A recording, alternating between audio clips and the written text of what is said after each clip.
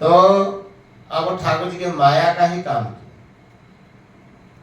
ठाकुर जी बोले जाओ, अगर अभी प्रहार करते तो कम से कम तो धीरे से तो मारते, किंतु हम ऐसा ही परिस्थिति लाएंगे कि आप दोनों पूरा को पूरा शक्ति लगाओगे मेरे पर, प्रहार करोगे। मन में ऐसे संकल्प कर लिया ठाकुर जी, क्योंकि माता लक्ष्मी को कठोरता दिखानी थी कि हम कैसे कठोर हैं। अब ठाकुर जी ने योग माया को स्मरण किया और बोले कि हमारे चरण की चढ़ी हुई जो केसर कुमकुम चंदन से लेप हुए सुगंधी तुलसी है, उसकी सुगंध की आप ले जाओ। कहाँ? ब्रह्मलोक में। हमारे भगत जो है बालक, छोटे छोटे बालक के रूप में रहते हैं, सनकादि, और उर्ध रहते से ऐसे हैं ब्रह्मचारी, उनके नाकों के अंदर, घाण के अंदर ये सुगंध भरते हैं। जोग माया ठाकुर जी के आदेश पालन किया और चारी सनकादि बैठे थे, ये सुगंधी आते उनके ध्यान टूट गया। वसम ठाकुर जी के ध्यान में रहते हैं, कथा कहते रहते हैं, तो ठाकुर जी के ये चरण की सुगंध ही जब आया ना घाणों में, नाक में आया, तो उनके ध्यान उधर आकर्षण हुआ।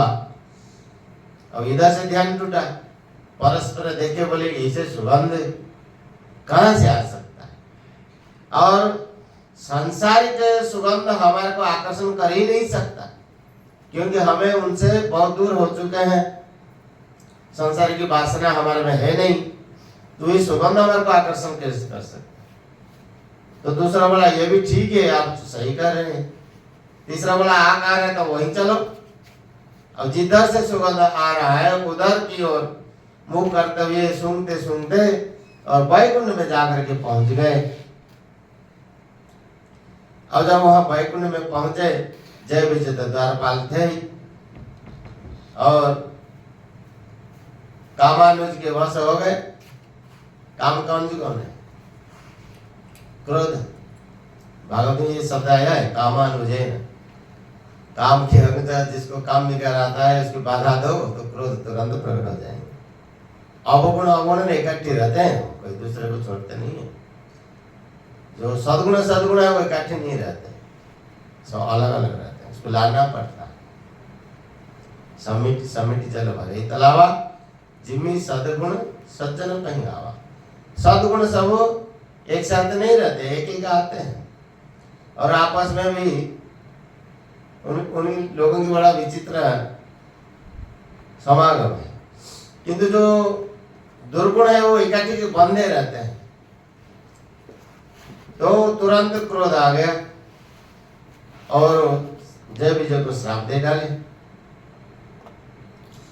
ये प्रसंग तीसरे स्कंद में विस्तार से आती है, 14वें 15वें 16वें अध्याय में आते हैं तीसरे स्कंद में। तो ठाकुर जी वहां आए हैं, समाधान किया है और वहां कहा कि मैं तो इनको यहाँ से हटाना चाहता था, किंतु लक्ष्मी के कहने से हटाता तो लोगों की मेरे प्रति उतने भाव नहीं होता, और अभी संतों के वचन से इनको हटाया तो संतों के प्रति मेरा जो भाव है वो रहेगा। ठाकुर जी वहां बार बार आगे समाधान किया और सनकादियों से कहा, हे ब्राह्मण देवता, आप तो साक्षात तपोमूर्ति हैं, ब्रह्मपुत्र हैं, और ये मेरे पार्षदों से अपराध हो गया है, तो सेवक का अपराध स्वामी का अपराध ही माना जाता है। ये मेरे पार्षद है, इनको आप लोग क्षमा कर दीजिए। तो सनकादियों के मन में बार बार ये बात आया कि ठाकुर जी हमारे को ब्रह्मपुत्र ब्राह्मण तपस्वी ऐसे करके तो पढ़ाई तो कर रहे हैं पर अपना नहीं कर रहे हैं, और ये दोनों को अपना कर रहे हैं कि ये मेरे पार्षद हैं, ये मेरे सेवक हैं, ये मेरापन इनके प्रति है, हमारे प्रति नहीं है। भगवान ब्राह्मण्य देव है तो ब्राह्मण को पढ़ाई तो देते हैं, तो उनके मन में ये बात आ गई, भाई ठाकुर जी के साथ अपनापन होने में जो आनंद है दूसरे में तपस्या में नहीं है। कितने बड़े तपस्वी हो जाए। चांद देवी जी 1400 साल जीत गए, अंतिम में एक बात पर, एक अभंग पर सब को छोड़ करके भक्ति मार्ग में उनको भी आना। अब देवराय बाबा देखो बड़े कितने बड़े जोगी सिद्ध महात्मा, 300-400 साल तक जिए। अंतिम उन्होंने विचार कि हम चलते हिमालय, और हिमालय में अपने शरीर को देव कह करके ब्रह्मलोक में जाएंगे, ब्रह्म में लीन होंगे। किंतु राधा रानी कृपा करी और यही उनको सारी अनुभूत हो गया, तो सारे भक्ति में ही चले गए। तो ऐसे ही सनकादियों के मन में आया कि ठाकुर जी हमारे को अपना नहीं कर रहे, तो हमारे को अपना कैसे करें। इनके मन की जो बात रह गया, ठाकुर जी बोले कि देखो आप लोगों ने 3 जन्म के लिए श्राप दिया है, तो हम तीनों मिल करके इन दोनों को उद्धार करेंगे, ठीक है। तो पहले दोनों भाई क्या हुए, कनक कशिपु हाटक लोचन, कनक कशिपु और हाटक जगत विदित सूर्यपति माधव। और ये दोनों को ठाकुर जी ने ही उद्धार किया। पहले बरहा रूप में आए, हिरण्याक्ष को उद्धार किया। अब देखो इस मूल में क्या बात थी, माता लक्ष्मी को कठोरता दिखाने कि हम कैसे कठोर हैं। जब बरहा भगवान के साथ हिरण्याक्ष के युद्ध हुआ, बहुत घमासान युद्ध हुआ, और उसमें ठाकुर जी अपने गदा उठाया था, गदा से वो भी गदा था उसका, और दोनों गदा में इतने परस्पर प्रहार करते करते बीच में क्या हुआ, ठाकुर जी ने जानबूझ के गदा को जोड़ दिया। क्योंकि ठाकुर जी ये जानते हैं कि अगर हम गदा से इसको प्रहार करेंगे तो माता लक्ष्मी क्या सोचेगी कि कठोर हम नहीं, हमारा गदा कठोर है जिसके प्रहार से मर गए। तो इसलिए जानबूझ के छोड़ दिया। तो देवता लोग घबरा गए। फिर से दोनों मल्ल युद्ध किया, वायु युद्ध किया। वायु युद्ध के बाद बहुत बचसा हुआ परस्पर में। फिर ठाकुर जी ने एक थप्पड़ कनपट्टी पे मारा, तो एक थप्पड़ में वो चला गया। तब ठाकुर माता लक्ष्मी को पता चला ये कितने उनके शरीर कितने कठोर है। एक बात होती है शरीर की कठोरता, एक होता है मन की कठोरता। अब देखो पहले बात के लिए जो इनको तो एक थप्पड़ से मार दिया, अब पता लगा ये शरीर से कठोर है, मन से कैसे कठोर है। अब जब हिरण्यकशिपु को ठाकुर जी विदारण करने के लिए प्रकट हुए खम्भे से नृसिंह भगवान के रूप में, शरीर तो भयंकर था ही। और माता लक्ष्मी को सब लोगों ने प्रार्थना किया। ब्रह्मा जी ने कहा माता जी जाओ अपने स्वामी को मनाओ। तो माता लक्ष्मी पास में 2-4 कदम तो गई थी, पर उन्हें ठाकुर ने एक चिंगाड़ लगाया, गर्जन किया, घर घर आवाज किया।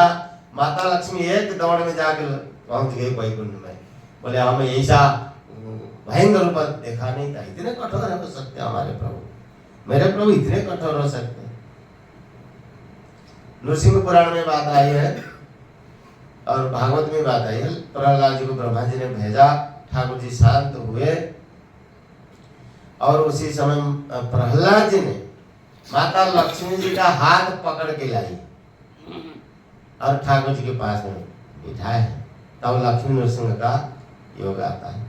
इसी कहते हैं लक्ष्मी के साथ, नृसिंह भगवान के साथ लक्ष्मी भगवान माता जहाँ विराजमान हो, ऐसी तस्वीर हो घर में रख के पूजा किया जाए, वहाँ कोई भी बाधा विघ्न होती नहीं। और माता लक्ष्मी तो रहती है। जहाँ लक्ष्मी रहती है वहाँ बाधा विघ्न होती रहती है, किंतु नृसिंह भगवान के साथ लक्ष्मी होती है वो बाधा विघ्न नहीं होती। नृसिंह पुरानी बात आता है। अब पहले अवतार में यानी 2 अवतार लिए भगवान ने, भगवान का ये शर्त था कि पहले इन दोनों को हम ही उद्धार करेंगे, ठीक है। इसलिए भगवान 2 अवतार लिया, बराह अवतार और नृसिंह अवतार। और इसमें सनकादियों का जो भाव था कि ठाकुर जी हमारे को अपना नहीं कर रहे हैं, इसलिए सनकादि चारों भाई मिल करके प्रहलाद के रूप में अवतार। अब प्रहलाद को ठाकुर जी ने अपना कहा, गोद में बिठाया, लाड प्यार किया, तो उनका भाव पूर्ति हो गया। ठाकुर जी भक्त का यही तो चाहते, अपनापन ही चाहते, भक्त से और कुछ नहीं चाहते। और हम दे भी क्या सकते हैं, भक्त दे भी क्या सकता है, जो कुछ दे उनका ही है। यहाँ जो कुछ तो उनका ही है, हम भी तो भी उनका ही है, तो हम उनको क्या दे सकते हैं, किंतु अपनापन दे सकते हैं। या इसी अपनापन से ठाकुर जी बहुत प्रसन्न होते हैं। ये बात को मानस में कई जगह, भागवत की जगह बताया है। ठाकुर जी के साथ अपनापन के समान कोई भी तपस्या, कोई बराबर नहीं कर सकता। ठाकुर जी अपनेपन से जितने प्रसन्न होते हैं, और अपनापन में जितने शक्ति होती है, और दूसरे में भी शक्ति नहीं होता। तपस्या का शक्ति, भजन का शक्ति भी सीमित होता है, किंतु अपनापन का शक्ति सबसे बलवत्तर होता है। इसलिए प्रहलाद जी को ठाकुर जी ने अपना कहा, तो प्रसन्न कहते को मन में प्रसन्न हुआ। ये एक जन्म की बात गई। दूसरे जन्म में अब वही जय विजय रावण और कुंभकर्ण हुए, और उद्धार कौन करेगी, माता लक्ष्मी। तो सीता बन के आई, तो माता सीता को उन दोनों की उद्धार करना था। अब जब तक वो वहां नहीं जाएगी तो कैसे उद्धार होगा। अब इसमें कठोरता केस दिखाई राम जी ने, इसमें मन की कठोरता दिखाया। अब से राम जी ऐसे ही कोमल है, अति कोमल चित्त, अति दीन दयाला है, किंतु तो कोई प्रण ठान लेते हैं तो प्रण करके ही रहते, चाहे इसके सामने कोई भी परिस्थिति आ जाए। और ठाकुर जी का जो लीला होते हैं सारे होते हैं हम लोगों के लिए। देखो, बच्चों के लिए माता जितने कष्ट सहती है, दूसरा कोई नहीं सह सकता। माता सीता ने जो जितने सारी कष्ट सही है, हम लोगों के लिए सही। ये अवतार लेके यहाँ आने के लिए किशोरी जी ही तो प्रेरणा करती है, ठाकुर जी से प्रेरणा करती है, ठाकुर जी से विनती करती है। मामा जी महाराज एक सुंदर पद लिखा है, अंधो कदम बढ़ावत। एक अंध कदम बढ़ा रहा था, चल रहा था, तो आगे की खड्डा था।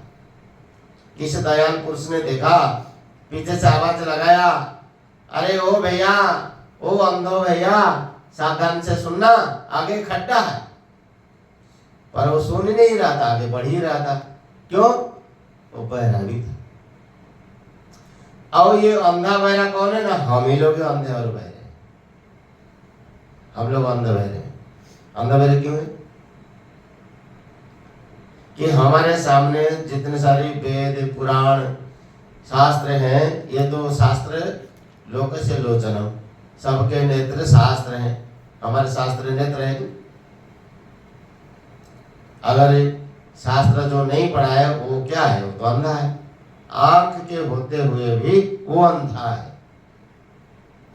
जो लोग शास्त्र नहीं पढ़े हैं, जैसे हम लोग शास्त्र नहीं पढ़े हैं तो अंधे हैं, संसार में चलते जा रहे, मोह अंधकार में चलते जा रहे हैं। तो पीछे से संत ने आवाज लगाया, क्योंकि वो आंख वाले हैं।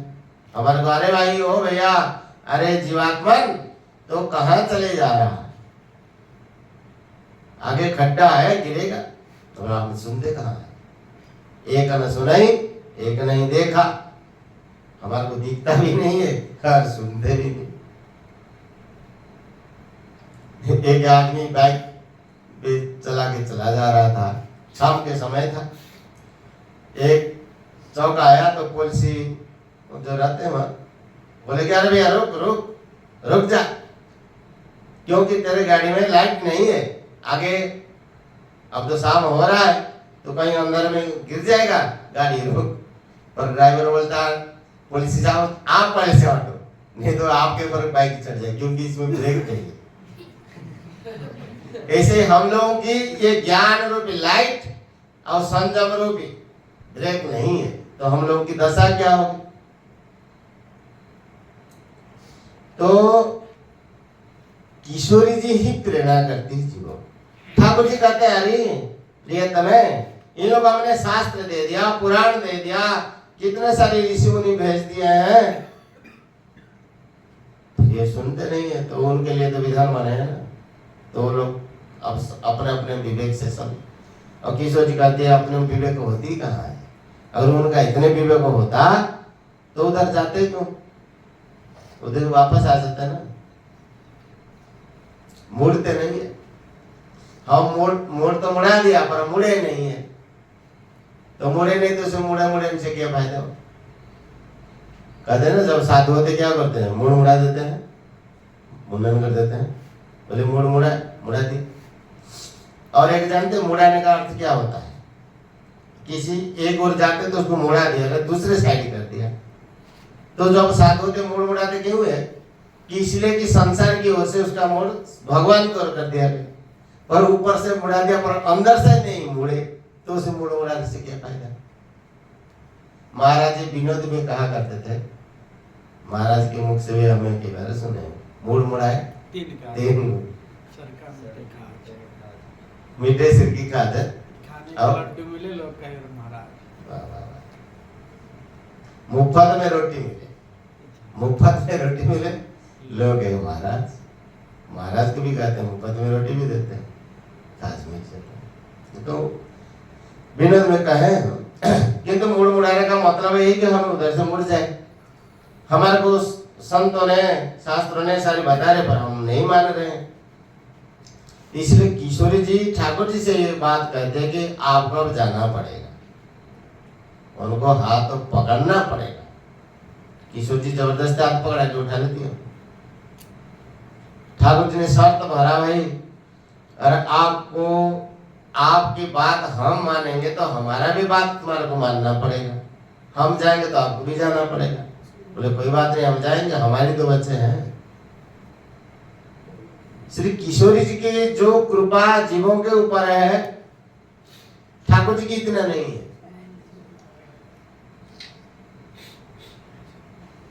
ठाकुर जी जो भी करते हैं वो किशोर जी की प्रेरणा से ही करते हैं। हम लोगों के लिए ये जो लीला की अवतार की बात अब चल ही रहा है, लीला की अवतार तो एक बहाना ही है। जैसे भानु प्रताप प्रसंग आएगा कि नारद जी की प्रसंग आएगा, अभी ये प्रसंग जय विजय की प्रसंग हो, इसी प्रसंग कोई लीला ऊपर से घटना घटाई दी गई, पर उसके मूल में किशोरी जी की कृपा की प्रेरणा है। कृपा की प्रेरणा ना होती तो ठाकुर जी अवतार लेने आते ही नहीं। ठाकुर जी का के स्वभाव है, जब यहाँ आ जाते हैं फिर ठीक जल्दी वहां जाने के लिए जाने का। किशोर जी साथ में हो तो राम जी की लीला में आगे देवताओं ने एक कूट रचना किया, किशोर जी को अलग कराई, और उसमें भी किशोर जी का हाथ था। किशोर जी को पता था, सिया जी को पता था, और देवता लोगों को पहले उनसे ही प्रार्थना किया था। आनंद रामायण में बात भी आई है। और किशोर जी बोली ठाकुर जी से बोले कि देवता लोग हमसे एकांत में आके बात करते हैं कि आप इनसे अलग होके जल्दी चले जाओ, तो आपके बिना वो रह नहीं सकते, इसलिए वहां चले जाएंगे, क्योंकि यह तो दुष्टों की समन हो चुका है, दलन हो चुका है। अब देखो किशोर जी एक लीला में बात कही है कि इसी बहाने में हम जाएंगे वहां वाल्मीकि जी के आश्रम में। वाल्मीकि जी के आश्रम में जाना क्यों चाहते हैं? अब जानते हैं श्री किशोर जी के बिना कोई भी लेस मात्र भक्ति कर ही नहीं सकता। भक्ति की कोई भी बात आएगा तो किशोर जी की कृपा बिना हो ही नहीं सकता हम लोगों से। और ये बात हम लोग तक पहुंचेगी कैसे? तो वैसे कोई प्रेमी संतों को भी तो पकड़ना पड़ेगा, उनके पास जाना पड़ेगा। इसलिए किशोर जी ने ये निश्चय किया कि हमें वाल्मीकि जी के पास जाएंगे और ये हमारी लीला उनसे लिखवाएंगे। जो लीला प्रकाश होगा तो अभी नहीं, आगे भी होने वाले जो भक्त हैं उन्हीं लोगों के लिए ये रास्ता बनेगा। सोई जस गाय भगत भव तरहि, कृपा सिंधु जनहित तनु धरहि। सोई उसी जस को गा गा करके हम लोग भवसागर से पाते हैं। देखो कृपा की, भक्ति की कृपा दृष्टि जब तक नहीं होगी हम लोग कोई भी कविता लिख नहीं सकते। हम कविता लिखते हैं तो उसमें किशोर जी की बड़ी कृपा रहती है, भक्ति शास्त्र में तो उनकी परम कृपा रहती, नहीं तो हम कलम काम कर ही नहीं सकते। तो इसलिए श्री सियाजू वाल्मीकि जी की कुटिया में वहां गई तो उनकी कृपा दृष्टि वाल्मीकि जी के ऊपर पड़ा। अब देखो अपने बच्चों के लिए माँ कितने कष्ट सहती है, राज परिवार सब कुछ छोड़ के, लखनलाल जी भी छोड़ के चले गए वहां तमसा के किनारे जंगल में। और उसी अवस्था में हम देखेंगे भक्त हृदय रो पड़ेगा वहां की जो झांकी वर्णना क्या है, किंतु इसमें भी हमारे लिए करुणा भरी हुई है, क्योंकि बिना करुणा से दूसरे को हम कैसे करुणा करेंगे। हमारे दादा गुरु जी गांव में वो बताया करते थे, भाई जो पेट भर के खाया नहीं वो कभी दूसरे को खिला नहीं सकता। जो पेट को, अपने पेट को जानता दूसरे पेट को पहचानेगा। भूख क्या होती है जो नहीं जानता दूसरे का भूख पहचान सकता है क्या? नहीं पहचान सकता। इसलिए खुद को अनुभूति करो। हम जो चीज अनुभूति करेंगे दूसरे को तो वही चीज अनुभूति कराएंगे।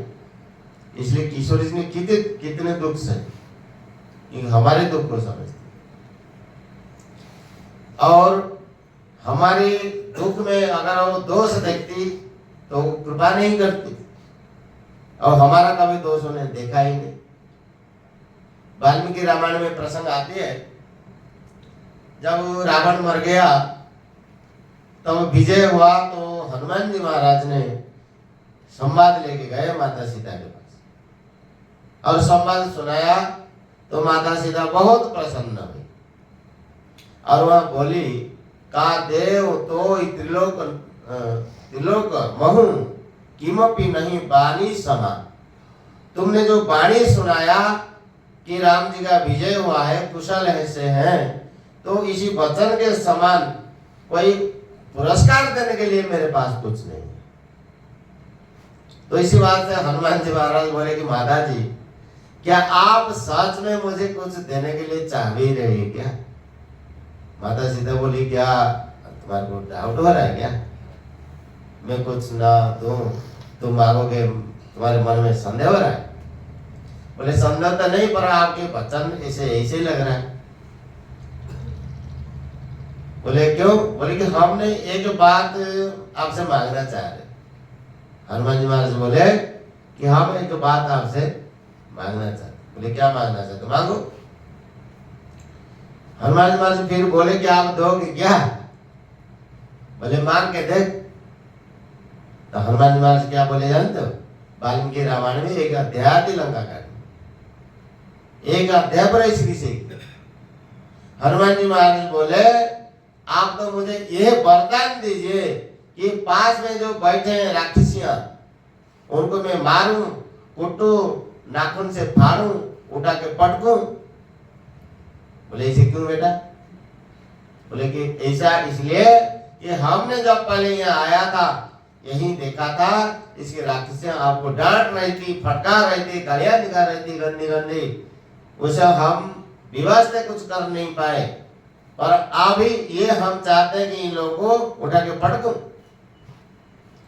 तो माता सीता क्या बोली जानते हो? बोले ये लोग मेरे शरण में है। बोले ये लोग शरण में? असंभव। बोले नहीं बेटा तुमने सावधान से सुना नहीं।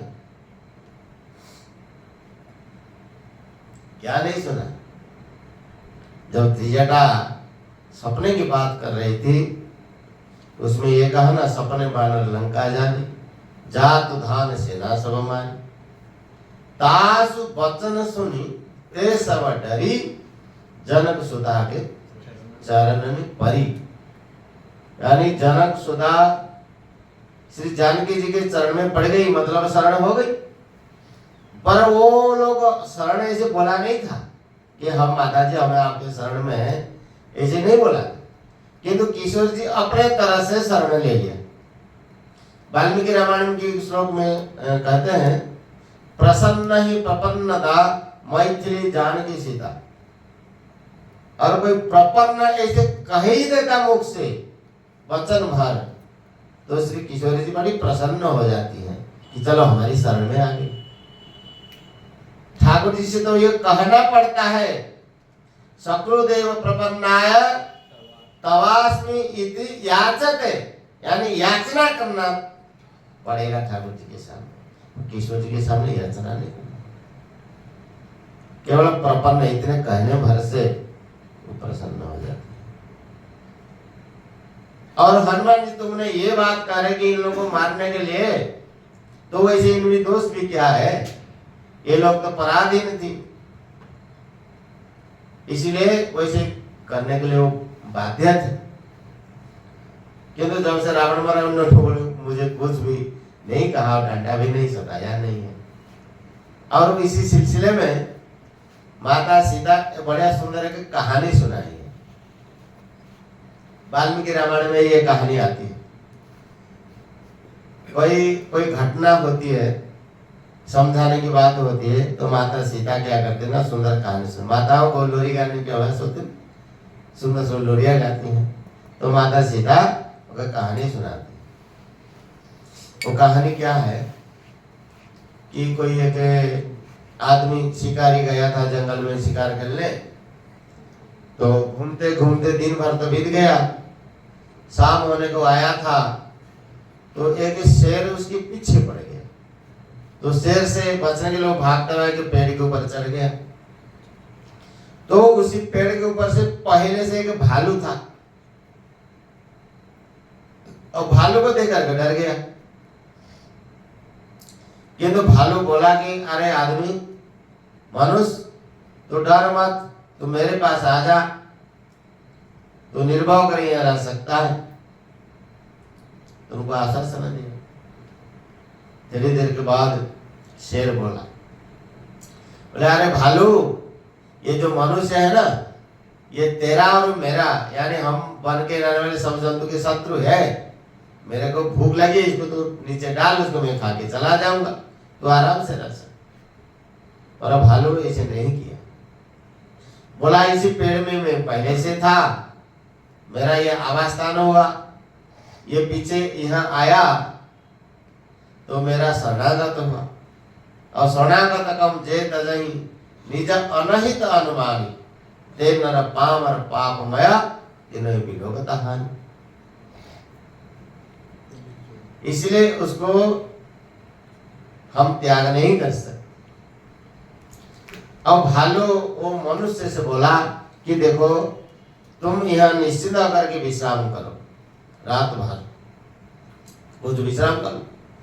तो भालू के वचन से आश्वासन होकर के मनुष्य सोया, थोड़ी देर के विश्राम बाद जागा, तो मनुष्य के पास वो भालू भी थोड़ा देर विश्राम किया। तो उसी समय शेर बोला इस मनुष्य से, बोले देख, ये जो भालू है तेरा शत्रु है, मैं तो तेरा शत्रु हुई, वो भी तेरा शत्रु बने के जंतु है हम, तो हमारा शत्रु, हम तेरा शत्रु है। मेरे को भूख लगी तो मेरे को किसको खाना है, तो भालू को डाल दे, मैं इसके खा के निकल जाएगा, तो अपने रास्ता नाप लेगा। तो मनुष्य उसके बात में आ गया, धोखा दिया, तो धोखा दिया ना, और उसको नीचे डाल दिया। पर भालू को पकड़ने का अभ्यास रहता है, उनका नाखून भी तेज होता है, तो नाखून पकड़ लिया डाली को, टहनी को, नीचे बच गए। अब शेर बोला, देख लिया भालू, मेरा बात नहीं माना, ये धोखेबाज मनुष्य है, डाल दे इसको, ये कृतज्ञ है, इसको मैं खा के चला जाऊंगा। भालू फिर भी बोला, उसको हम नहीं छोड़ सकते, ये मेरा शरणागत। तब शेर चला गया, और बाद में भालू तो छोड़ ही दिया, वो आदमी अपने घर आया। इसी घटना वाल्मीकि रामायण माता सीता ने सुनाई, किसको, किसको सुनाई? माता सीता ने घटना किसको सुनाया? हनुमान जी को सुनाया। तो इस घटना से क्या शिक्षा मिला? एक तो शरणागत को त्याग नहीं करना चाहिए, दूसरी कृतज्ञता नहीं करना चाहिए, और सबसे बड़ी बात क्या हुआ कि दूसरे का दोष नहीं देखना चाहिए। माता सीता तो इसीलिए घटना शुरू किया था, बोले कि वो एक वन्य जंतु, हिंस्र जंतु था, तो शरणागत को रक्षा किया, दोष नहीं देखा उसका, तो मैं तो मानवी हूं। अब देखो, जो इसी संसार के कर्तृ-धर्त्री है, पालन करने वाली है, वो क्या कर रहे हैं कि हम तो मानवी हैं, खुद को मानवी मानते हैं। उनकी स्तुति में वो समझे क्या कहा? उद्भव स्थिति संहारकारिणी क्लेशहारिणी सर्वश्रेष्ठकरी राम वल्लभा। कितने दिया उपमान? और सीता शब्द से ये सारी घटते हैं। उद्भव के क्या है? आप करो व्याकरण के सूत्र से, श्रूयते सचराचरम् इति सीता। उद्भव श्रूयते इति, शबति इति सीता, सुबति इति सीता, सिनोति इति सीता। सिंहन बंधन है, जो अपने दिव्य गुण से राम जी को भी बंधन में रखती है, उसकी नाम सीता है, इसलिए राम वल्लभा शब्द दिया है। तो ऐसे श्री किशोरी जी अपने को मानवी मान करके ये शिक्षा दे रही कि हमारे में जो शरण आए हैं उसको हम कैसे त्याग कर सकते हैं, हमें कैसे दोष उसके देते, दोष नहीं देते। और इसी गुण के कारण से ही राम जी को अवतार लेना बाध्यतामूलक हो गए। ठाकुर जी आए। अब देखो, इसी अभी प्रसंग आगे चलेगा नारद जी के प्रसंग। नारद जी के प्रसंग में नारद जी से सबसे बड़ी भूल क्या हुआ कि उन्होंने भक्तराज शंकर भगवान की बात नहीं माना। उससे पहले की बात अब चौपाई में जाते हैं। बोले बिहसी महेश तब ज्ञानी मूढ़न कोई, जहि जस रघुपति करई जब सो तस तहि छन होई। शंकर भगवान बोले हंस करके कि संसार में कोई ना ज्ञानी है ना कोई मूढ़ है, अज्ञान है। ठाकुर जी जिस समय जिसको जैसे करते हैं उसी समय वैसे हो जाता है। जही जस रघुपति करई जब सो तस तहि छन होई। ये जो नियम है ये सबके पर लागू नहीं होता, ये केवल भक्तों के पर लागू होता है। जो भगवान के शरणागत हो गए हैं, अपने आप को भगवान को अर्पित कर दिया है, ये नियम उनके पर लागू होता है। ठाकुर जी अब जैसे करेंगे भक्त वैसे नाचेंगे। कि जो भगवान के शरणागत नहीं हुए हैं उनके पर ये नियम लागू नहीं होगा, क्योंकि वो अपने अहंकार से ही चलते। भगवान सबको स्वतंत्रता दे रखी है, जितने सारे जीव हैं हम स्वतंत्र हैं। जैसे हमें यहाँ इकट्ठे हुए हैं, अब यहाँ इकट्ठे होना हमारा कर्म का वश हो या भगवान की कृपा हो। चर्चा करना भी हमारे वश में है, हम कैसे भी चर्चा कर सकते हैं, है कि नहीं? सत्संग भी कर सकते हैं, कुछ भी कर सकते हैं। कई जगह होते खूब भांग पीते घोट के, यहाँ पुलिया के पास थे ना, वहाँ बगल में तो खूब राधे रानी की खूब नारा भी लगाते थे और भांग बैठ के घोट के पीते। तो है तो कुसंग ही। एक बार महाराज जी विनोद में कहते थे, कोई कई जगह 4-5 ऐसे थे भंगेड़ी, मतलब भांग बांट के पीते थे, पर गीता के श्लोक बोलते थे। क्या बोलते थे? यो माम पश्यति सर्वत्र सर्वत्र माम पश्यति। ऐसे भांग मिलते थे, एक मिला था दूसरे मिला, यो माम पश्यति सर्वत्र सर्वत्र माम तस्याहो न प्रणश्यामि साचुमय न प्रणश्यति, ऐसे बोलते थे। तो उस दिन उनको भगवान दिखता है, तो वो भगवान थोड़ी वो तो निशा का होता। कबीर बाबा का के पद आता है, अमली करके धरे ध्यान, क्या अमली करके धरे ध्यान, गृहस्थी होके कथे ज्ञान, अमली होके धरे ध्यान, गृहस्थी होके कथे ज्ञान, साधु होके कूटे भाग, कहे कबीरा तीनों ठग, ये तीनों ठग ही। अब नशा कर लिया, अब बोलते हम ध्यान कर रहे हैं, हम तो ब्रह्मांड भर में घूम रहे हैं, आकाश में उड़ रहे हैं, सब ब्रह्म ही ब्रह्म है, ये ठगाई। घर गृहस्थी है, ज्ञान की बात कर रहा है, और ज्ञान में होता तो वही कि मेरा कुछ नहीं, मैं नहीं, मेरा नहीं, तो ज्ञान की बात होता है। अब गृहस्थ तो आप ज्ञान तो यह बोल दिया, भेद बोलते हैं, मेरे पत्नी है, मेरे बेटे है, मेरे घर है, धन संपत्ति, तो ठगाई हो गई। इसलिए हमको स्वतंत्रता जो भगवान दिया है उसको हम उपयोग किस में करें, वो हम स्वतंत्र हैं, किंतु जो भगवान के उसी स्वतंत्रता को भगवान के चरण में अर्पण कर दिया, अब उसी स्वतंत्रता भगवान के ऊपर लागू हो जाए, मतलब भगवान जैसे चाहेंगे उसको वैसे होगा, जिसके लीला कराना चाहेंगे भक्तों से, भक्त वैसे करेगा। इसलिए कहते जही जब रघुपति करई जब सो तस तहि छन वही। इसी चौपाई से, इस दोहे से नारद वाली प्रसंग के साथ भानु प्रताप प्रसंग भी जितने सारी घटना समाधान हो गया कि ये सब राम जी की इच्छा से हुआ। ठाकुर जी अपने लीला कराने के लिए कोई सही परिस्थिति बनवा लेते हैं। अब शंकर भगवान कहते हैं, जागवल्क्य जी कहते हैं, कहूँ राम गुण गाथ भरद्वाज सादर सुनहु भवभंजन रघुनाथ भज तुलसी तजिमान मद। सबर महाराज ने पूछा था एक बात कि ये जो नारद वाली प्रसंग का वक्ता कौन है, बात पूछा था ना, याद है? तो अब इसी दोहे में संकेत कर रहे हैं गोस्वामी जी कि अभी चारों वक्ता सावधानी होकर के कह रहे हैं। मतलब शंकर भगवान पार्वती माता को कथा सुना रहे हैं, और जागवल्क्य जी प्रयाग में भरद्वाज को सुना रहे हैं, और काकभूषण जी गरुड़ जी को सुना रहे, और हम काशी में बैठे, अयोध्या में बैठे करके संतों को सुना रहे हैं।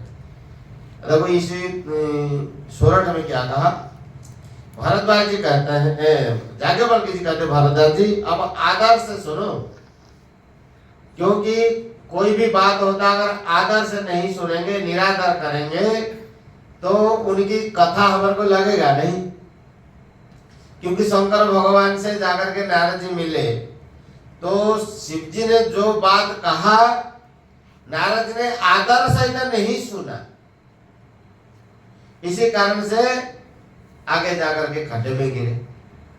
ऐसे हम कथा सुन रहे, अगर आदर से नहीं सुनेंगे तो श्रद्धा नहीं होगी, अश्रद्धा उपजेगी जो बीमार पैदा करेगा। ठाकुर जी के जो गुण है, संसार को भंजन करने वाला है, संसार के दुर्गुणों को नाश करने वाला है, भव भंजन।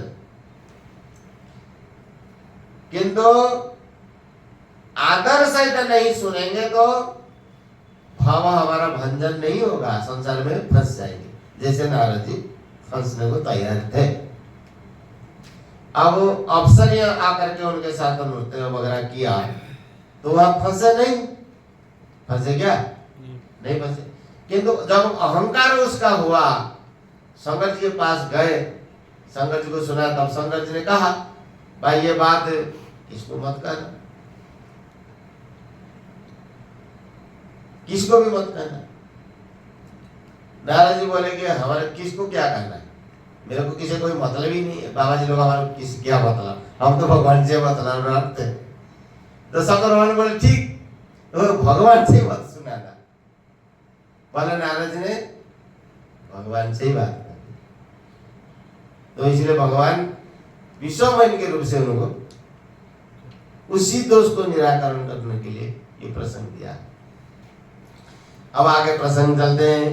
हिमगिरि गुहा एक अति पावनी, बह समीप सुर सरी सुहावनी, आश्रम परम पुनीत सुहावा, देखि देव ऋषि मन अति भावा। हिमालय पर्वत में एक बहुत बड़ी गुफा थी, अति पवित्र गुफा, और उसके पास में सुरसरी देव नदी गंगा जी प्रवाहित हो रही थी, और वहां का सुंदर का आश्रम था, अति पवित्र आश्रम। और उसी आश्रम को देख करके देवर्षि नारद जी के मन में बड़ा प्रसन्न हुआ, उसको अच्छा लगा। गंगा जी का किनारा हो, एकांत गुफा हो, पवित्र स्थान हो, तो भक्तों के मन क्या होगा? स्वाभाविक ध्यान जाएगा। शिव पुराण में इस प्रसंग पर आती है, ये जो नारद वाला प्रसंग शिव महापुराण में ज्यों त्यों आता है, किंतु उसमें इसमें थोड़ा थोड़ा फर्क दिया है, गोस्वामी जी ने फर्क दिखाया है। अब देखते कैसे कैसे फर्क आ रहा है, उसका भी थोड़ा थोड़ा संकेत से करेंगे। कहते ये जो पवित्र आश्रम था, गुफा था, ये गुफा कौन सा गुफा है? शिव पुराण में आता है कि वहां शिव जी ने तपस्या कर रहे थे।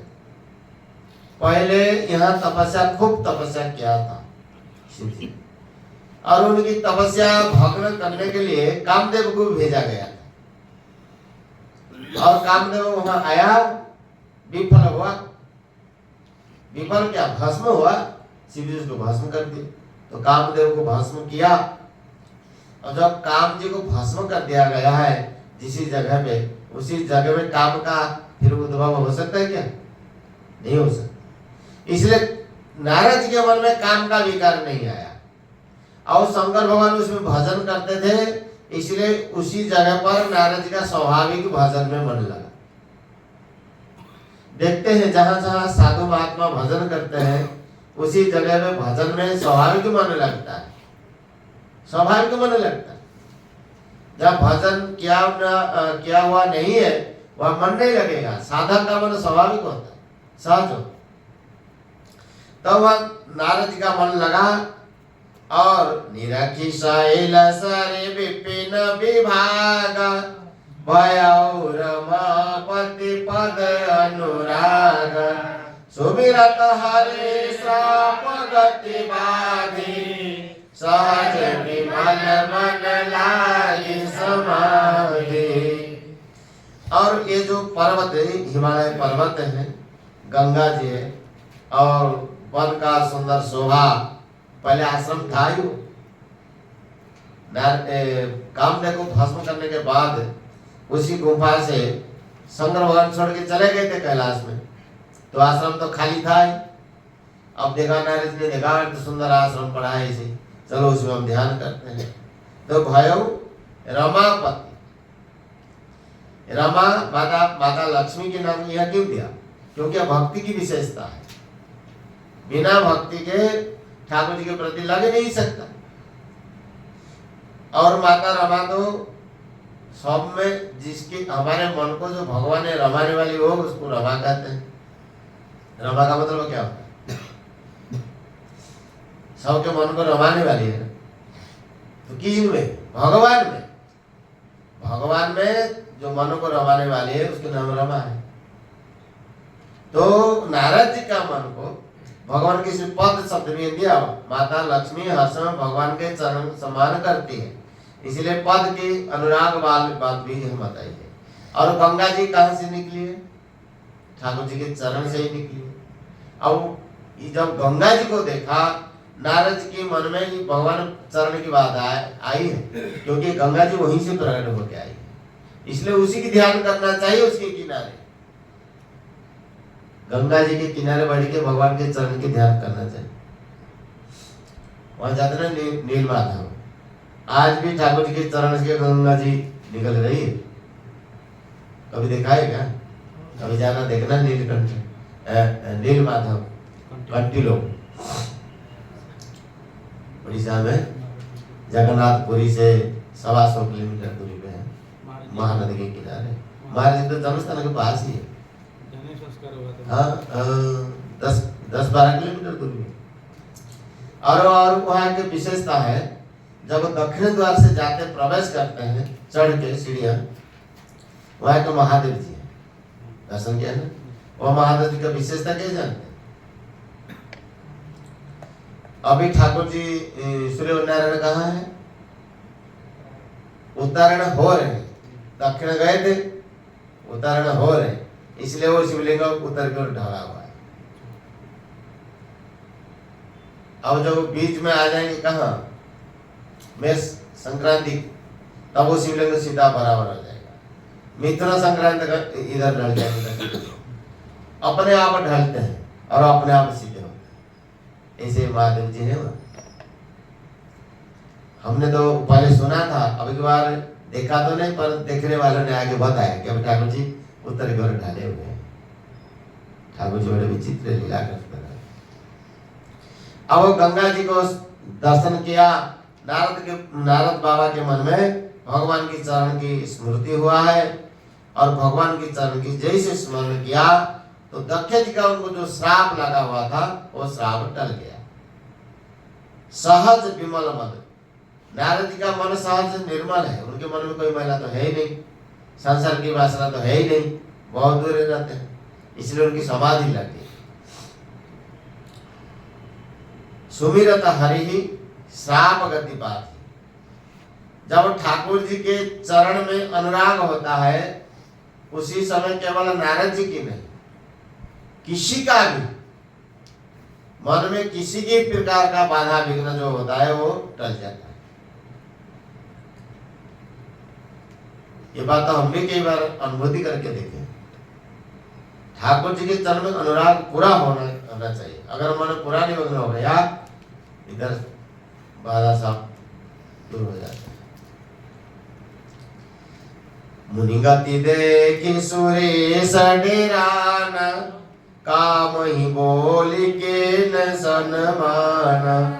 सहित सहाय जाहु मम हेतु, चले हर सिंह जल चर के तो। सुना शेर मन बहु असी त्रासा, चत देव ऋषि मम पुरवासा। जे कामिलो लोप जग माही, कुटिल काकई बसवहि डेराही।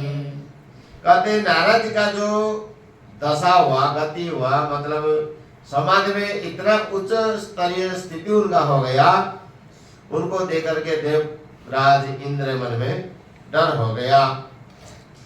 वो सोच रहा था कि नारद जी तपस्या कर रहे हैं, कहीं मेरी आसन न ले। देखो इंद्र का एक नाम सत्क्रतु है। 100 यज्ञ क्या हुआ, जो आदमी अश्वमेध यज्ञ करता है 100 बार पूरा कर लेता है, वो इंद्र पद को पा लेता है। किंतु अब देखो यहाँ विशेषता क्या है, नारद जी ने कोई यज्ञ थोड़ी किया था। नारद जी ने केवल ठाकुर जी के चरण में अनुराग किया, प्रेम किया, और उसी प्रेम में समाधि हो गई। अब प्रेम का समाधि का मूल्य कितना बता रही है? 100 यज्ञ से भी कहीं बढ़कर के ठाकुर जी के ध्यान पूजा कर, ठाकुर जी के में मन लगा। वैसे ही ये प्रसंग जो चल रहे हैं, कहने वाले कौन है? याज्ञवल्क्य जी, सुनने वाले भरतदेव जी। अब भरतदेव जी कर्मकांड के आचार्य हैं, और सारी कर्मकांड की उनके ज्ञाता है वो। और कहते हैं उनके आश्रम में सारे वेद पुराण शास्त्र और 10 विद्या महाविद्या वगैरह सब शरीर धारण करके भी रहते हैं उनके। इनके भरतदास जी के आश्रम में, भरतदास जी इतने कर्मकांडी हैं, किंतु यह कर्मकांड का निरस्त कर दिया। यज्ञ तो कर्मकांड से ही होता है, किंतु भगवान के अनुराग में जो है कर्मकांड में नहीं है। आपने पिछले चर्चा सुन के आए हैं, कहा जब कथा प्रसंग शुरू होती भरद्वाज जी के और याज्ञवल्क्य के संवाद से, भरद्वाज मुनि बसहि प्रयागा, तिनहि राम पद अति अनुरागा। तापस सम दम दया निधान, परमार्थ पद परम सुजा। इसमें कहते हैं कि तापस, सम, दम, ये जितने अनुष्ठान करने वाले कर्मकांड की सारी उनमें था, किंतु उनमें विशेषता क्या था? राम जी के चरण में अनुराग। हम लोग जो कर्म कांड करने वाले हैं, कर्मण करने की मना नहीं है, किंतु ठाकुर जी के चरण में अनुराग होनी चाहिए। ठाकुर जी के चरण में अनुराग होनी चाहिए, नहीं तो फिर वो सारी व्यर्थ में चले जाएंगे। करते रहो। 88,000 ऋषि मुनि जो सनकादि, वो तो यज्ञ ही कर रहे थे। वो भागवत में पूरा श्लोक में तो पूरा मेरे समझ में नहीं आया। कहते हैं वह कि सुत जी, हम लोग यज्ञ करते करते धुआं से हमारा तो मन ही काला हो गया, तो इसको साफ आविकार कथा से, कथा सुन के जो शांति है जगह से नहीं है। ये कर्मकांड में तो नाना प्रकार के द्रव्यों की देखना पड़ता है। कथा में कौन से द्रव्य चाहिए? केवल भाव शुद्धि चाहिए। भाव शुद्धा कथा में बैठा तो समाधि लगे। अब कर्मकांड से कितने ऊंचे हो गए। इंद्र के मन में डर हो गया, काम को बुलाया, कामदेव को, और बोला आप सहायता के साथ जाओ, बसंत ऋतु को ले जाओ और अप्सरे को ले जाओ और नारद जी की जो तपस्या उसको भग्न कर दो। और मीन केतु, जलचर केतु, जलचर कहते हैं मीन को, मीन केतु, झस केतन उनका नाम है। उनके जो ध्वजा है उसके ऊपर मीन का चिन्ह है, इसलिए उसको मीन केतु, झस केतु। वो चला। और सुनासीर जो इंद्र है, उनके में त्रास क्या है? ये देव से हमारा लोक में निवास चाहते, मेरा राज्य चाहते हैं, इसलिए तपस्या कर रहे हैं। अब इसी दोहे का 7 चौपाइयों में नारद जी के तपस्या का और देवराज इंद्र का डरने का बात का। तपस्या करने से ठाकुर जी के चरण में समाधि लग गई, कि वो निवृत्ति परायण है, कि तो इंद्र हर समय भोग में लगा रहता है, इसलिए भोग परायण है। नारद जी के मन में कोई भी डर नहीं हुआ, किंतु देवराज इंद्र के मन में तुरंत डर हो गया ना। अब क्या सोचता? गोस्वामी जी एक अंतिम चौपाई कहते हैं, जो कामी है, जो लोलुप है जगत में है, वो कुटिल काक के समान सबको डरते हैं। कौवा सास भाव से कुटिल स्वभाव का होता है, वो सबसे डरता है, कोई मुझे मारे नहीं, और इसी से देखता रहता है। क्योंकि राम जी ने एक आंख फोड़ा था ना उसका, रात में वरदान दिया है कि एक दोनों आंख में एक आंख का शक्ति रहेगा। जब दाहिने में देखना चाहेगा तो बाएं बंद हो जाएगा, बाएं में देखना चाहेगा तो दाहिना बंद हो जाएगा। तेरे को एक दृष्टि में देखना है। हम लोगों की भी 2 दृष्टि हो चुका है, इसलिए हमारे एक दृष्टि होना चाहिए, एक नहीं। तो वहां कहा कि एक नयन करी तजा भवानी, एक नयन यानी एक दृष्टि। एक दृष्टि क्या है? सब जगह ठाकुर जी को ही देखना। ठाकुर जी में और किशोर जी में भिन्नता नहीं देखना, दोनों को एक देखना, ये एक दृष्टि है। अब किशोर जी देखते हैं तो स्त्री है, ठाकुर जी पुरुष है, स्त्री पुरुष का भाव होता ना, तो दोनों 2 दृष्टि होता। तो किंतु एक दृष्टि होना चाहिए कि ये दोनों एक है, तो कोई अंतर नहीं। कवहु जोग वियोग न जाके, इन्हें कहना जब योग होता है ना कभी वियोग होता है। जो राम है वही सियाजू है, जो सियाजू वही राम जी है। राम मंत्र स्थिता सीता, सीता मंत्र स्थिता राम, इस श्लोक भी आता है। जैसे राधा मंत्र स्थित कृष्ण, ये भी एक श्लोक आता है, हमने सुना था।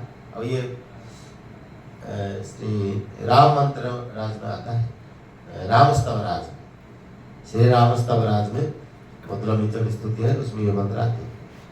तो श्री राम जी के मंत्र में सियाजू है और सियाजू के मंत्र में राम जी। राम जी प्रकट हुए चैत्र महीना में, अब चली रही चैत्र महीना, और सियाजू प्रकट हुई वैशाख में। वैशाख का एक नाम है माधव मास और चैत्र है मधुमास। नवमी तिथि मधुमास बोलता, मधु ये मधु शब्द किनका है? सियाजू का है, यानी चैत्र महीना सियाजू का है, ये मधुर मास है, मधु मास। और माधव मास वैशाख है, माधव ठाकुर जी का स्वरूप है। तो ठाकुर जी के महीना में सियाजू प्रकट हुए और सियाजू के महीने में राम जी प्रकट हुए। इसे दोनों में एकत्र दिखाया है, परस्पर अलग नहीं देखना चाहिए। यह कुआ का कुटिल कहा है, जैसे कुआ कुटिल होता है वैसे जो कामी होता है, लोभी होता है, वो भी कोई की तरह होता है। और एक चौपाई आया है, सरिस स्वान मघवान जुवान। मघवन जुवन स्वन ये तीनों एक से चलता है ना व्याकरण में भी। सरिस स्वान मघवान मघवन इंद्र, इंद्र, और यहाँ इंद्र के लिए कुआ शब्द दिया है काक। और उसका बेटा जो है जयंत, वो भी कुआ का वेश धारण करके आया था, क्योंकि बाप जैसे होता है बेटा ऐसे ही होता है कि नहीं। और दोहा में क्या कहते हैं, बड़े सुंदर बात कहते हैं। जो योगी महापुरुष होते हैं, भक्त होते हैं, ठाकुर जी के रस में लीन रहते हैं, वो कभी संसार की ओर देखते भी नहीं। और संसारी लोग बाबा जी को देखते हैं, वो लोग सोचते हैं कि हमसे कुछ वो मांग लेगा क्या। एक बात याद आया, एक बार श्री रामानंद जी महाराज जी मेरे को बुलाया, रे गोकुल जी आओ एक बात सुनाए। बोले क्या है बात? बोले महाराज जी हमें कही थी कि कथा करने, कथा करके आ गए।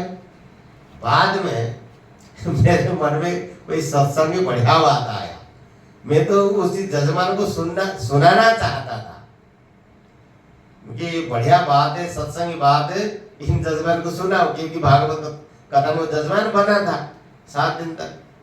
और उन्होंने कथा फोन उठाया नहीं। क्यों उठाया नहीं? बोले कि महाराज फोन किया है तो कोई सेवा करवाएंगे, कोई सेवा करवा देंगे, पैसा खर्च हो जाएगा। तो वो लोग ऐसे सोचते हैं, और हम कैसे सोचते हैं, कोई उनको बढ़िया बात सुना दे। तो इसी दोहे में वही बात कहा है, सुख हार ले भाग सठ, स्वान निरखे मृगराज, छीन ले जनि जान जड़, तिमि सुरपति हिन लाज। कि वो मूर्ख देवराज इंद्र को शर्म तक नहीं लग रहा है। जो कोई शेर है वो अपने चाल से चल रहा है। एक कुत्ता क्या है, जो सूखी हड्डी लेकर के जा रहा था रास्ते में, सामने तो शेर अपने मस्ती में चल रहा था, वो अपने गंतव्य को भी जा रहा था, इसको देख भी नहीं रहा था। कुत्ता ने देख लिया कि शेर जा रहा है, तो अब कुत्ता क्या सोचता है कि अरे शेर जा रहा है, कहीं मेरा जो हड्डी है छीन न ले, तो हमें इसको कहीं छुपा के चले। खुद और दुम दुबा करके छुप करके जा रहा है कि कहीं मेरे हड्डी न। किंतु उसी मूर्खों कुत्ते को ये पता नहीं है कि शेर खाता है क्या। तुरंत तो शिकार करके ताजा गर्मा गर्म खून पीता है और पूरा ताजा मांस खाता है। तो ये हड्डी में क्या रखा है? उसी हड्डी को तो हमें छोड़ के छोड़ा है, तो उसी को तो ले रहा है। और कुत्ता क्या सोचता है, हमारे को तो वही से जो संत होते हैं, देखो नारद बाबा क्या कर रहे हैं ना, भक्ति रस का आनंद ले रहे हैं। भगवान की भक्ति का जो आनंद है, प्रेम का जो आनंद है, उसी रस में डूबे हुए हैं। और इंद्र की ओर देखा तक भी नहीं है, वही इंद्र कहाँ है मेरे को पता ही नहीं है। तो हमें भगवान के ध्यान में लगे तो इंद्र की कहा है क्या कर रहे हैं, हमारे को क्या मतलब। 7 नंबर वट वृक्ष की बात है, वह सत्संग चल रहा था। तो सेठ जी उस समय थे, हम सुने बात महाराज से। महाराज को वट के वृक्ष के ही बात कहे थे, बोले कि यही की बात है। एक बार कहीं सत्संग हो रहा था, सेठ जी बैठ के सत्संग कर रहे थे, और सत्संग सुनने वाले से एक ने कहा कि आहा कैसी ठंडी ठंडी गंगा जी की हवा आ रही है। तो सेठ जी ने बोले कि तुम्हारी नजर है कहाँ, सत्संग में है या ठंडी हवा में? जो सत्संग करेगा उसकी नजर जाएगा क्या उधर? जाएगा ही नहीं। वैसे हम अगर सत्संग करते हैं भगवान की बात सुनते तो उसमें मन है, तो बाहर कौन आया कौन गया क्या कर, रावण को मतलब ही क्या है, मतलब ही नहीं है। तो यही बात भी यहाँ कहा। अब नारद जी का तो ध्यान उधर है ही नहीं, पर इंद्र सोचता है कि मेरा पुर वो लेना चाहता है। अब आगे, तही आश्रम ही मदन जब गयो, निज माया बसंत निर्मय। अब इस दोहा भर में कामदेव की कला बताया है। अब आप मदन गया, अब पहले का नाम है मदन दे दिया, क्योंकि ऋषि मुनियों के सामने, भक्तों के सामने कोई संसार का अपने अहंकार मदन लेके जाएगा तो वो रह ही नहीं रह जाएगा उसका। इसलिए मदन का अर्थ क्या होता है, मद न, नारद के पास उसका मद रहेगा कहाँ है। तो वो बोले कई आश्रय मदन जब गयो, निज माया वसंत, माया से वसंत ऋतु को प्रकट किया। कुसुमित विविध विटप बहुरंगा, कोजई कोकिल गुंजई भृंगा, चली सुहावनी त्रिविध बयारी, काम कृषानु बड़ा बनिहारी। ब्रह्मादिक सुर नारी नवीन, सकल समसर कला प्रवीण, करहि गान बहुतान तरंगा, बहुविधि क्रीडै पाणि पतंगा। एक सहाय मदन हरसान, कीनिशि पुनि प्रपंच विधि। काम कला कछ मुनीन व्यापी, निज भय डरे मनोभव पापी। शिव की चापी सकई कोई तासु, बड़ रखवार रमापति जासु। कहते कि काम ने नाना प्रकार कला दिखाया अपना, अवसर में अपने कला दिखाई, नृत्य किया, गाया बजाया, पर नारद के ऊपर कोई प्रभाव नहीं पड़ा। तो अपने मन से ही वो डर गया, क्योंकि जो गलती करता है वो अपने अंदर से डरता रहता। जब श्री माता सीता जी के सामने रावण गया तो रावण भी वहां अंदर से कांप रहा था, कोई कुछ ना हो जाए, गड़बड़ी ना हो जाए। बाकी कहते कि जैसे कोई कुत्ता किसके घर से कोई सामान चीज चोरी करके ले जाता है, तो वो जैसे डर के मारे भागता है, वैसे ही रावण गया। वहां क्या चौपाई देते हैं, जाके डर सुर असुर डरा, निशिन नींद दिन अन्न न खाए। देवता लोग कामते थे महाराज, रावण से ऐसा देवता लोग कामते कि नींद में ठीक से नींद नहीं ले पाते, दिन में ठीक से खा नहीं पाते। किंतु वही रावण 110 शीश 10 मस्तक वाला है। देवता लोग की एक मस्तक है, फिर इसका 10 मस्तक है। 110 शीश स्वान की नाई, इतना उत्तर चित्त चला बढ़िया। जैसे कुत्ता चोरी करके सामान ले जाता है वैसे वो चला। इमे कुपंत पग देद खगेसा, रहन तेज तन बुद्धि बल लेसा। कुमार्ग पर पद से जब पग धरते हैं तो अपना बुद्धि बल तेज कुछ भी नहीं रहता, सब नष्ट हो जाता। वैसे कामदेव का अपने जो तेज था वो भी अपने निस्तेज हो गया नारद के सामने। नारद जी की ध्यान उधर था ही नहीं, वो तो अपने प्रेम में मस्त है, कौन आया कौन गया क्या हो रहे मगर ही। अब इसी दोहा का जो लास्ट चौपाई है, कितने सुंदर बात कही है कि सीम की चापी सके को तासु, बड़ रखवार रमापति जासु। रमापति लक्ष्मीपति श्रीनाथ जो सबके नाथ है, वो जिसका रखवाला है उनका कोई बिगाड़ नहीं सकता, उसका सीमा को लाग नहीं सकता। ठाकुर जी ने जो रेख खींच दिया, अरे ठाकुर जी क्या, उनके सेवक लखन लाल जी रेख खींचा तो उसको भी रावण लाग नहीं सका था। रामानुज लघु रेख खींचा है, छोटा सा रेखा ही खींचा था लखन लाल जी। अब ठाकुर जी की रेखा को कैसे कौन डाल सकते, खींच नहीं सकते। तो अब नारद जी की रखवाली जो हो रहा था, किसके कारण हो रहा था? ठाकुर जी के कारण से हो रहा था। भक्ति भी लगी तो ठाकुर जी के कारण ही लगा, शिव जी के कारण से ही तो लगा। आश्रम तपस्या क्या हुआ था, वचन क्या हुआ था, तो भगवान के कारण से आज भी जो कुछ हमारी हो रहा है, सब भगवान की कृपा से हो रहा है। हम भजन भी कर रहे हैं, पाठ भी कर रहे हैं, तो इसके मूल में भगवान की कृपा है। हम जो यहाँ पाठ कर रहे हैं ना, कहाँ अब में जो बच्चों को पढ़ाते भागवत की, गीता के और रामायण की पाठ की, इसके मूल में हमारा कोई पुरुषार्थ नहीं है, हमारा कोई पुरुषार्थ नहीं, ये केवल ठाकुर जी की कृपा। जब स्वामी जी के साथ रहते थे हम ब्रह्मचारी सब लोग, महाराज जी रहते थे, किसी ज्यादा बात नहीं करते थे। आज भी इतनी बात कहाँ करते, सत्संग बात जो आते को बताते थे। हम तो ऐसी स्थिति देखा है, ज्यादा बात नहीं करते, कभी कभी चादर ओढ़ के सोते। कोई देख रहा होगा तो क्या कर रहे हैं, सो रहे। चादर खुल के देखो तो आंखों से अश्रु झरझर जाते,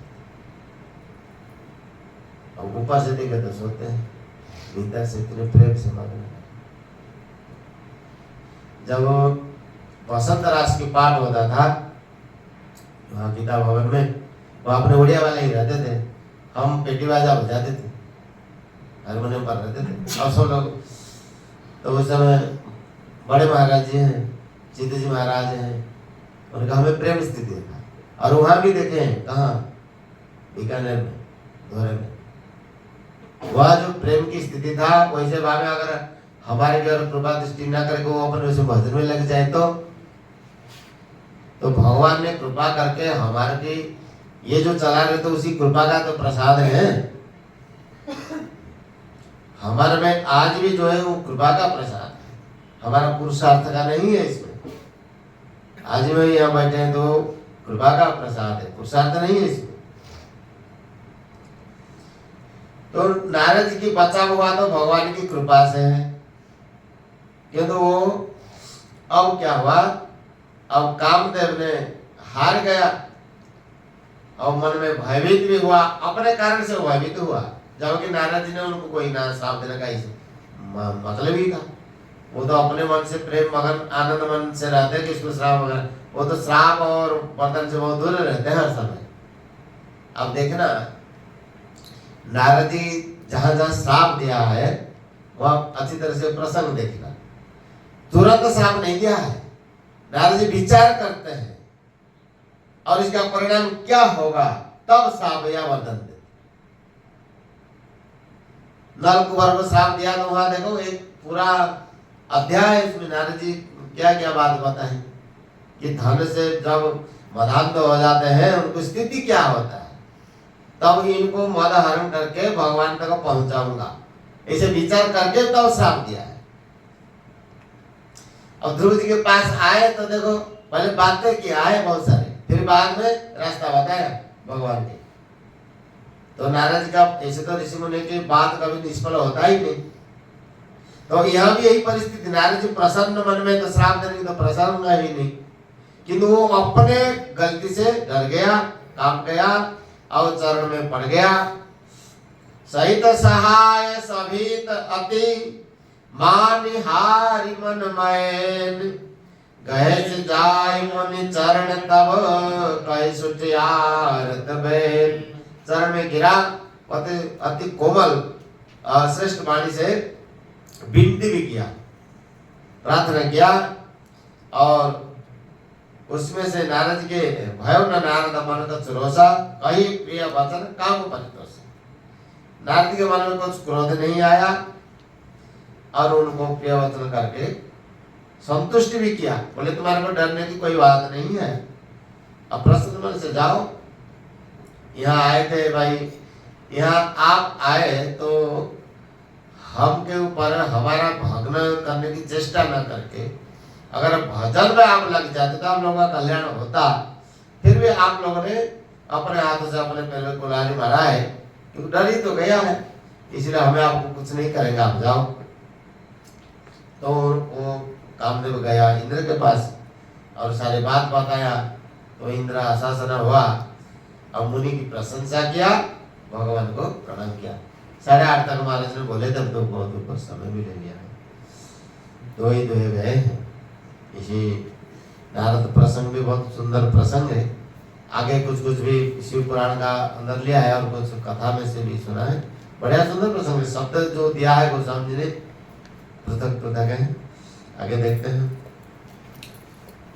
बोलो भक्त वत्सल भगवान की श्री राम जय राम जय जय राम, श्री राम जय राम जय जय राम, श्री राम जय राम जय जय राम, श्री राम जय राम जय जय राम, श्री राम जय राम जय जय राम, श्री राम जय राम जय जय राम, श्री राम जय राम जय जय राम, श्री राम जय राम जय जय राम, श्री राम जय राम जय जय राम, श्री राम जय राम जय जय राम, श्री राम जय राम जय जय राम, श्री राम जय राम जय जय राम, श्री राम जय राम जय जय राम, श्री राम जय राम जय जय राम, सियावर रामचंद्र की, अयोध्या राम जी लला की, श्री वृंदावन कृष्ण बलदेव जी की, श्री अभय लक्ष्मी विष्णु भगवान की, गंगा तुलसी शालिग्राम जी महाराज की, गीता गंगा गौ माता की, श्री जगन्नाथ महाप्रभु की, श्री पद्मनाभन देव की, गोस्वामी श्री तुलसीदास जी महाराज की, आनंद कोटि सब संत महात्माओं की, श्री हरिनाम संकीर्तन की, श्री राम नाम महाराज की, जय जय श्री